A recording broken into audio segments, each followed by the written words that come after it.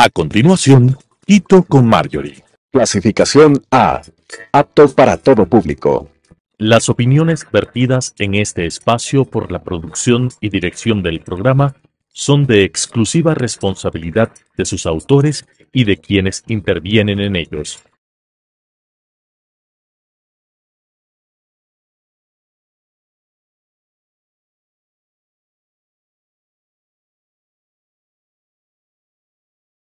Quito con Marjorie. En un momento en que Ecuador enfrenta desafíos complejos, es imprescindible abrir espacios de debate, un análisis técnico sobre el futuro del Estado. Y hoy nos acompaña Pablo Beinini, politólogo, interinstitucionalista, especialista en seguridad y derechos humanos y máster en estudios internacionales. Actualmente dirige la carrera de Relaciones Internacionales en la Universidad de los Hemisferios.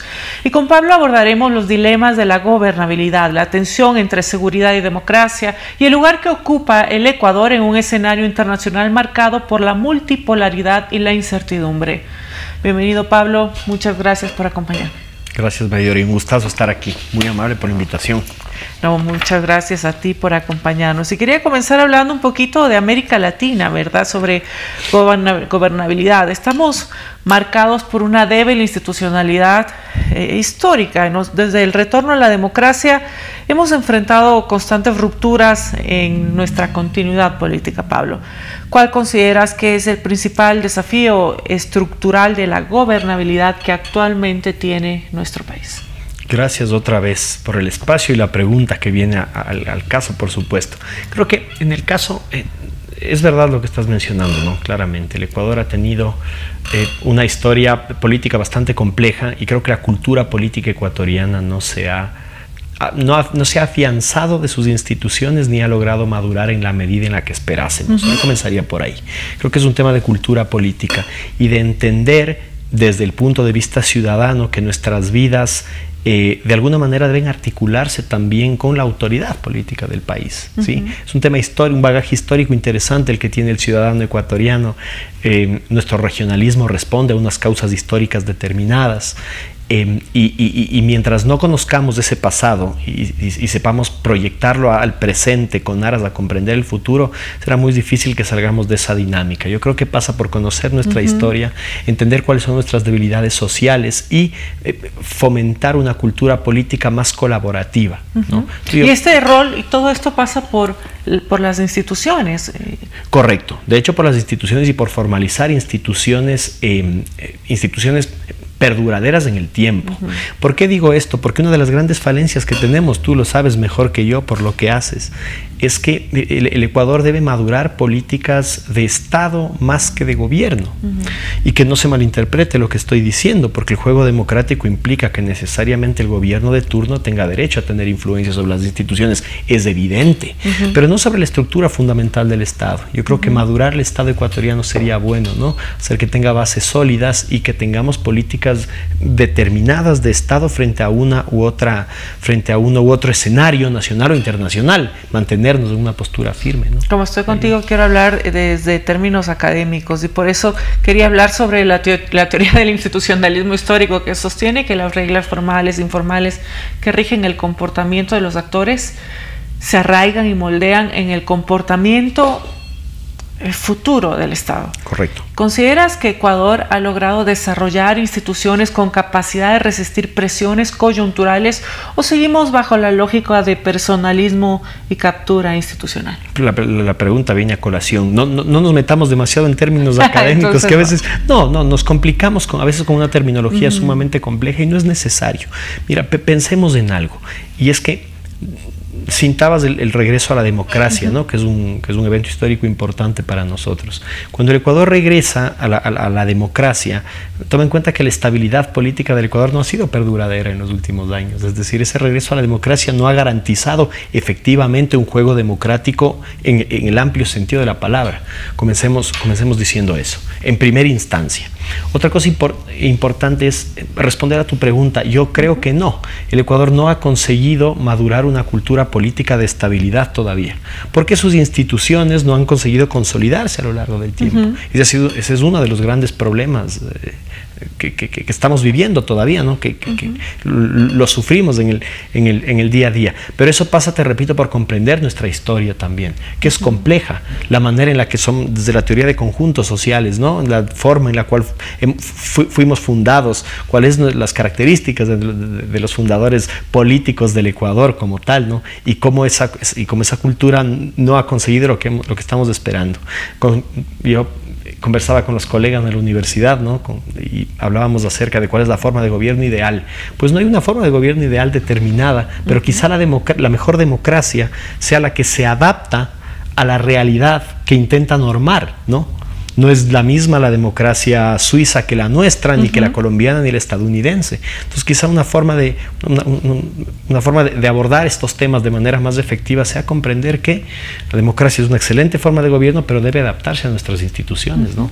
Y ahora, si queremos hablar de seguridad, de Estado y derechos humanos, hemos visto en muchos países y nosotros también, recurrentemente el uso de estados de excepción frente al crimen organizado, y nosotros lo hemos vivido varios en los últimos 2 años. ¿Cuál es el riesgo que tenemos al normalizar estos estados de excepción y qué efectos tienen estos sobre la democracia constitucional y sobre los derechos fundamentales? Correcto. Creo que uno de los principales riesgos es ese precisamente, es decir, normalizar el estado de excepción. Creer que esa es la única salida efectiva a la crisis que está viviendo el país. Creo que es un problema, especialmente porque no conseguimos en medio del estado de excepción no se puede diferenciar de manera efectiva cuáles son las funciones de los distintos cuerpos de seguridad que intervienen. Es decir, no es la misma la función de la Policía Nacional que la función de las Fuerzas Armadas. Tienen naturalezas completamente distintas con objetivos distintos. Y en un estado de excepción o en los constantes estados de excepción eso puede confundirse y es peligroso porque son nuestros derechos ciudadanos los que pueden verse vulnerados eventualmente. Por lo tanto, yo comenzaría por ahí. Una salida efectiva sería justamente institucionalizar el combate a la delincuencia organizada. Esto es bastante importante. Ya hay un proyecto de ley que, si bien es polémico, es una propuesta efectiva para tratar este tema ya no desde el estado de excepción, sino desde una ley orgánica. Y creo que eso es importante. De eso se trata el juego democrático, ¿no? De discutir este tema, ponerlo sobre la mesa, encontrarle pros y contras y ver de qué manera podemos efectivizar ese ¿Y a quién estamos trasladando esta lógica de guerra, verdad? La doctrina del enemigo interno reaparece cuando el Estado traslada esta lógica de guerra a la gestión del orden público. ¿Hasta qué punto el discurso y la acción política actual reflejan esta doctrina y qué implicaciones tiene para el modelo de seguridad ciudadana y la relación cívico-militar? Claro, lo que me preguntas es sumamente interesante, pero complejo también de comprender y descifrar. Comencemos diciendo que la doctrina del enemigo interno, si bien es vieja, si bien tiene una tradición, está vigente. Sin duda está vigente. Ahora, ese es un elemento de cohesión social bastante peligroso. En términos generales podemos decir que las sociedades suelen aunarse una vez que tienen identificado un enemigo único. Mira lo que te digo. Ha sucedido históricamente, es decir, en la antigüedad, por ejemplo, los malos para los romanos eran los cristianos. Y era fácil unir a la Roma clásica del siglo I o II en torno a la figura del enemigo cristiano. Lo hicieron los nacionalsocialistas alemanes en la primera mitad del siglo pasado, ¿no? ¿Cuál era el malo para el alemán? El judío comunista. Socialmente, ¿no? O sea, hay una cohesión social importante detrás de la figura del enemigo único, pero es sumamente peligroso porque estás generando unión social detrás de un mito monstruoso, que es el malo. ¿Me explico? Con esto, por favor, no me malinterpretes. No quiero decir que el narcotráfico o la delincuencia organizada no son malos. No, nada que ver. Creo que el elemento de cohesión social ahí es el inadecuado. Ahora, ¿qué pasa en el caso del Estado? Que es lo que me preguntabas tú, ¿no? ¿Qué pasa si traslado la figura del enemigo único a un enemigo interno? Pues que me estoy trayendo la guerra a casa. No, y el conflicto se está llevando a cabo aquí, en las calles, en el día a día, en las instituciones, en la política, en la manera de comprender a la sociedad y a la autoridad. Y creo que eso es peligroso. Creo que un combate un poco más objetivo, que determine cuál es el objetivo, aunque sea redundante, ¿no? Que se define el objetivo real a eliminar, en este caso, las redes de narcotráfico, por ejemplo, o el financiamiento que hay detrás del crimen organizado, sería mucho más efectivo. Claro que sí. Ahora quisiera aprovechar que te tendremos aquí y hablar de política exterior y del rol internacional que tiene el Ecuador, porque hemos oscilado en los últimos años, ¿verdad? Entre posiciones no alineadas, tenemos un giro hacia Estados Unidos, aperturas hacia China y un multilateralismo hasta cierto punto pragmático, ¿verdad? ¿Cuál debería ser, a tu juicio, hoy en día el eje articulador de la política exterior ecuatoriana, que sea coherente para Ecuador en el escenario global actual, ¿verdad? Tenemos organismos multilaterales que están debilitados, lo podríamos también, digamos, debatir, pero esa es un poco la percepción que nos da. Tenemos tensiones entre China y Estados Unidos y también un país, o sea, un momento en donde el país está también marcado por estas tensiones multilaterales en general. ¿Cuál debería ser entonces estos elementos articuladores de nuestra política exterior? Igual, súper interesante lo que me preguntas. De todo esto podríamos hacer una tesis, ¿no? De cada tema podríamos hacer una tesis. Pero es interesante lo que me dices. Yo comenzaría diciendo que desde el punto de vista académico nos hemos dado cuenta que los cambios a nivel internacional hoy en día surgen con tal aceleración que a veces no llegamos a comprender todos los fenómenos globales. Súper interesante esto. Hay tanto cambio que comprender lo que está pasando en el mundo es muy difícil. Son palabras de un colega historiador español, profesor de la Universidad de San Francisco, con el que estuve conversando la semana pasada. Me decía, todo sucede tan rápido que cómo me cuesta determinar qué está sucediendo. Claro. Yo comenzaría diciéndote que un eje articulador de la política exterior ecuatoriana definitivamente serían nuestros intereses. Es decir, el Ecuador debe velar por sus intereses.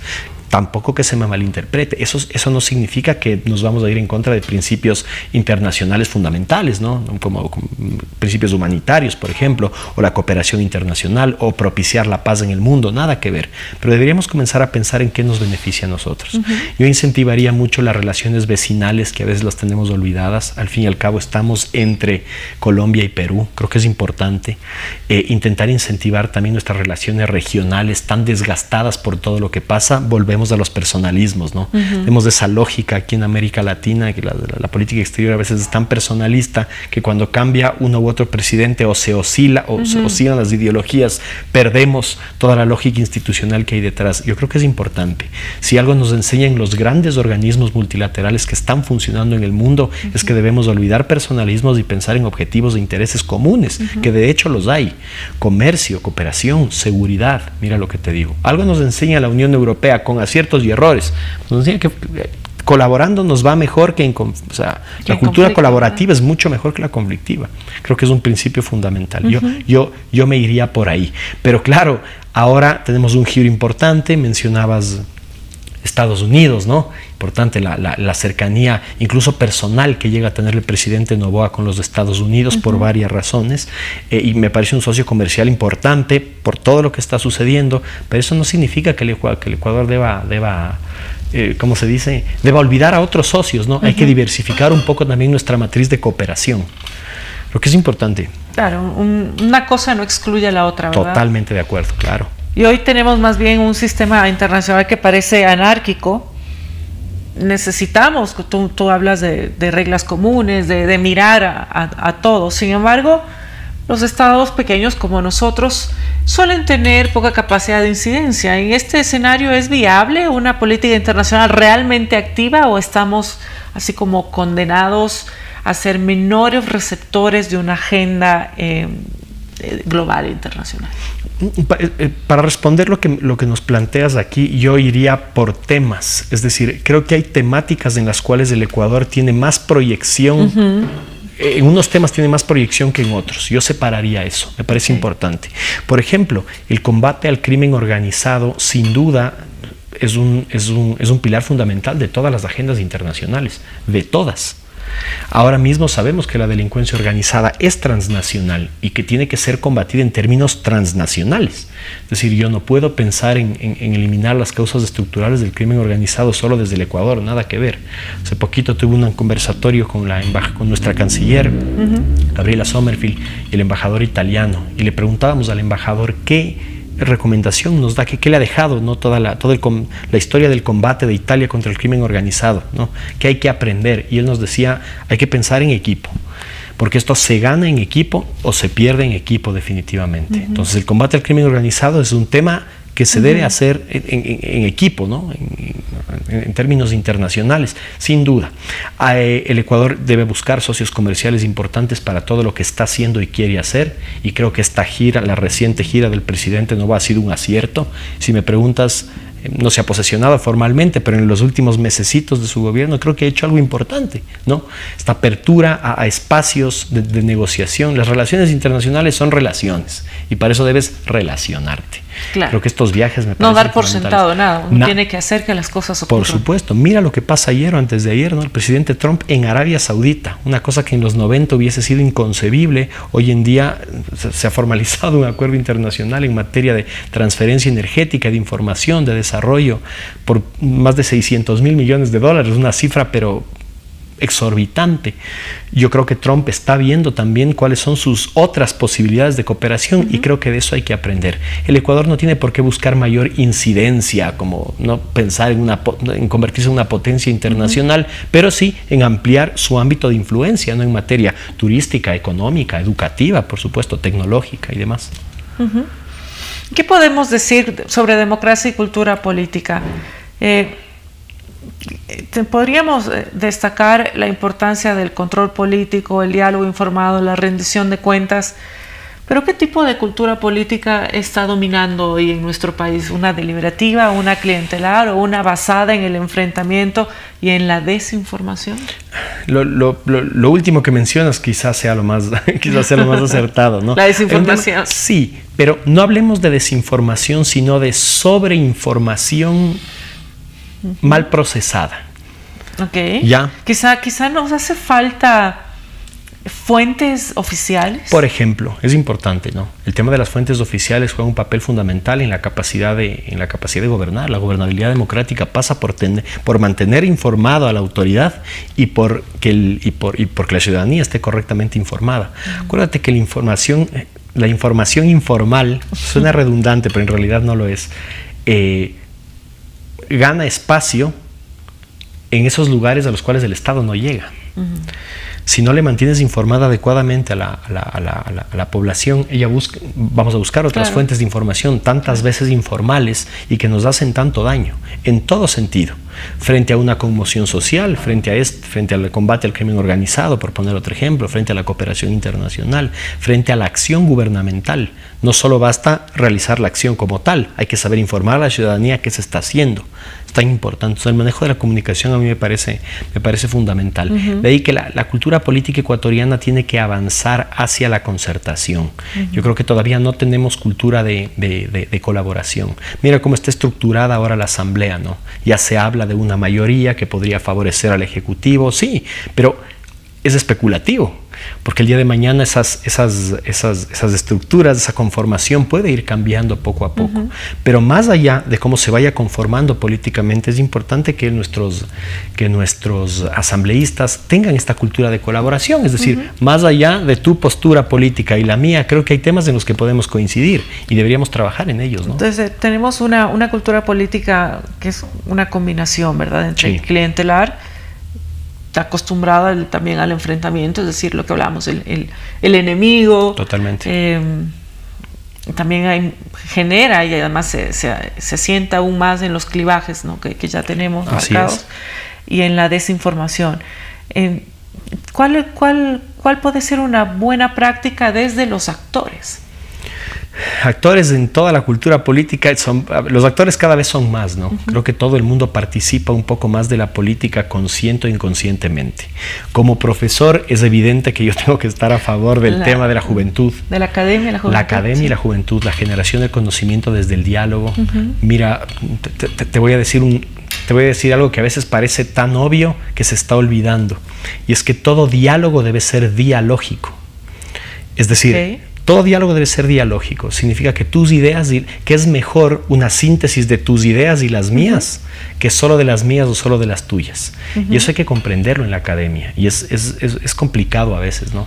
A veces los profesores creemos que los diálogos que las clases deben ser monológicas, ¿no? Y todo viene del profesor. Y el rol de las universidades, sobre todo, en este fortalecimiento democrático y una cultura de paz no de confrontación, de beligerancia. No todo en el conflicto es malo. No todo en el conflicto es malo. Creo que puede haber un ámbito de conflictividad en el cual podamos discutir ideas y no tenemos por qué estar de acuerdo siempre, pero abrir esos espacios es bastante importante. Otra cosa es hablar del conflicto armado, no violento y demás. Pero creo que la riqueza en la generación de conocimiento pasa por ahí, ¿no? Por tener espacios de diálogo reales en los que todos podamos primero poner sobre la mesa nuestras perspectivas y segundo llegar a conclusiones que nos beneficien realmente, público, privado, universidades, ciudadanía, y como no el Estado. Sí, claro que sí. Y ahora también pues vemos, tú hablabas de la Asamblea Nacional, lo hemos visto los últimos resultados electorales, estamos polarizados, quizá más polarizados, o al menos es más marcada la polarización que en otras coyunturas, en otros momentos de nuestra historia. Vemos también que partidos tradicionales pierden fuerza, emergen nuevos liderazgos, nuevamente liderazgos personales. ¿Cómo se puede reconstruir el tejido institucional y ciudadano al mismo tiempo para que respalde una democracia, pero una democracia pluralista y sostenible?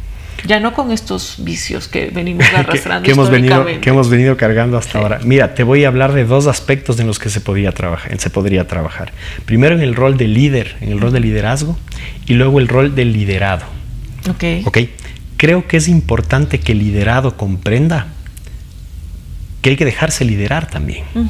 Es bastante importante eso. Es decir, le hemos otorgado la confianza a un gobierno durante los próximos 4 años y lógicamente fiscalizaremos sus acciones como buenos ciudadanos que intentamos ser, pero hay que entender que por algo confiamos en ellos. De eso se trata la democracia, de saber ganar y ejercer, y ejercerla efectivamente, y de saber perder también. Creo que eso es bastante importante, por un lado. Por otro lado, ¿cuál es el rol efectivo del líder? Y es pensar todo el tiempo en el relevo. Yo creo que esto es importante. Creo que un buen líder entiende que no va a ser líder para siempre y por lo tanto debe estar pensando en las figuras que podrían sucederle en su momento determinado, ¿no? Para que se continúe con esa línea de trabajo. Creo que eso es importante y así evitamos personalismos. Porque si en algo nos hemos equivocado no es en pensar en el líder que debe liderar, otra vez, perdón, en la redundancia, para siempre, y no pensar en el relevo, ¿no? En pasar la antorcha y pensar que con su cambio hay otros cambios estructurales, culturales, políticos, económicos, que deberían ser asumidos eventualmente. Pero Pablo, es como el ideal, pero en la práctica... Entiendo, ese es el deber ser. ¿Cuál podríamos definirlo como un ejemplo? Ese es el deber ser. Hablemos del ser, lo que podríamos hacer ahora. Abrirnos a nuevas oportunidades. El mundo está cambiando, te repito. El mundo está cambiando a una velocidad que no llegamos a comprender. Desde mi perspectiva ha sido así. El Ecuador debe adaptarse a esos cambios de manera efectiva, ¿sí? Y repito, comenzar a comprender que realmente detrás de la cooperación hay más beneficios que detrás del conflicto. Yo me iría por ese lado. Institucionalmente hay que fortalecernos, por supuesto, sin duda, ¿sí? Generar culturas institucionales, ¿sí? De puestos y prácticas públicas y políticas que no sean efectivas y que puedan aplicarse a otras realidades, pero con la misma lógica de bienestar social, comunitario, ciudadano y demás. Entonces yo pensaría que yo me iría por ahí, porque así aprendemos a jugar con la democracia. No es sencillo. Las democracias siguen madurando en todo el mundo y el Ecuador no es la excepción. Así es. Entonces yo comenzaría por ahí. Muchas gracias, Pablo. Hemos recorrido temas fundamentales para entender el momento que vive nuestro país y la región, desde la gobernabilidad y la institucionalidad democrática hasta el impacto de las decisiones de seguridad en los derechos humanos y el papel del país en la política global. Agradecemos a Pablo Begnini por acompañarnos con su mirada rigurosa y estratégica sobre estos grandes retos. Está claro que los desafíos actuales exigen no solo decisiones firmes, sino también pensamiento crítico, diálogo institucional y una ciudadanía informada.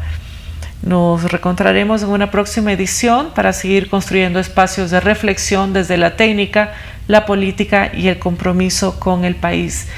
Muchas gracias, Pablo, por acompañarme. Me gustaría que nos dejes con un último mensaje a toda la audiencia. A ti, Marjorie, gracias por el espacio. Me encanta. Me siento bien. Es un espacio distendido de conversación. Nada, ampliar la mirada ciudadana siempre hacia el conocimiento, a no olvidarnos de nuestra historia, que creo que es fundamental. La historia nos enseña tanto y no, es maestra de vida, decían los clásicos.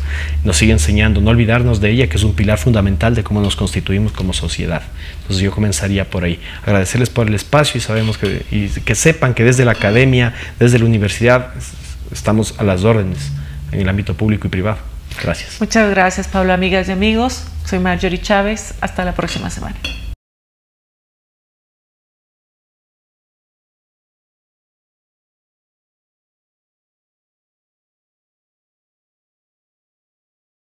Hito con Marjorie. Las opiniones vertidas en este espacio por la producción y dirección del programa son de exclusiva responsabilidad de sus autores y de quienes intervienen en ellos.